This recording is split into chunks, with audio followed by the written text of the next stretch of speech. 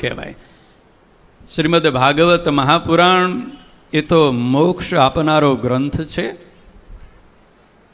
શતાનંદ મુનિને વાસુદેવાનંદ વર્ણીને તો સ્વામિનારાયણ ભગવાને વરદાન આપ્યું હતું કે આ સત્સંગમાં આવે, સત્સંગીના ઘરનું ગોળાનું કોઈ પાણી પીવે એને મેં મોક્ષ આપવાનું તો વરદાન આપી દીધું છે, પણ આ સત્સંગી જીવન કે સત્સંગી ભૂષણની કથા કોઈ સાંભળશે તો હું એને પ્રત્યક્ષ પ્રગટ પ્રમાણ દર્શન આપીશ.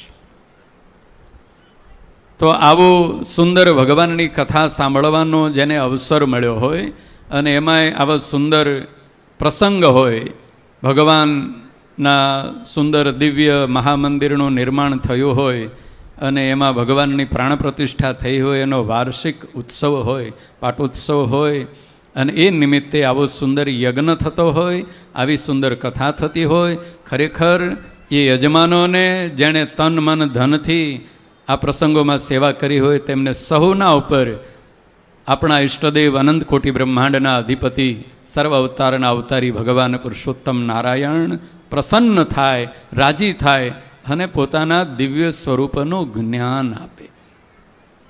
સ્વામિનારાયણ ભગવાને પોતાની હયાતીમાં જે 9 મહામંદિરોનું નિર્માણ કરાવી અને સ્વરૂપોની સ્થાપના કરીને જે સ્વરૂપની પ્રાણ પ્રતિષ્ઠા કરી છે, ત્યારે દરેક વખતે અને અંતે પણ મહારાજનું એક જ વાત હતી કે અમારા સ્વરૂપ જાણી અને આ અમે નરનારાયણ દેવ, લક્ષ્મીનારાયણ દેવ કે રાધાકૃષ્ણ કે ગોપીનાથની પ્રતિષ્ઠા કરી છે.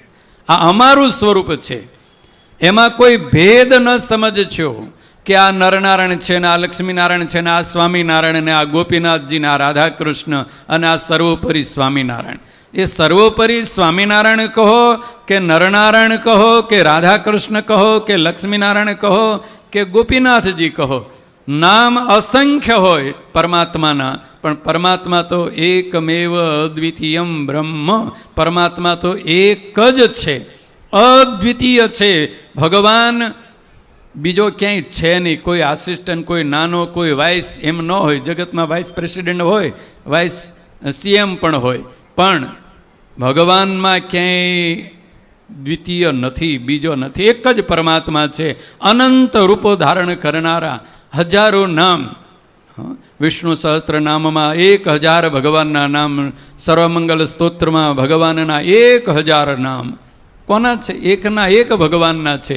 જે નામ લો, જે રૂપના દર્શન કરો, અસંખ્ય રૂપ ધારણ કરનારા એ પરમાત્મા આપણા ઈષ્ટદેવ સર્વ અવતારના અવતારી ભગવાન પુરુષોત્તમ નારાયણ જ છે.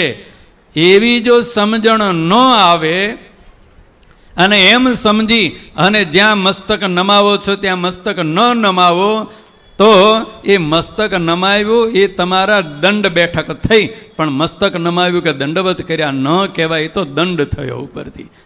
શિક્ષક ભણાવતા હોય ત્યારે ઉઠક બેઠક કરાવે ને, એમ ઉઠક બેઠક થાય.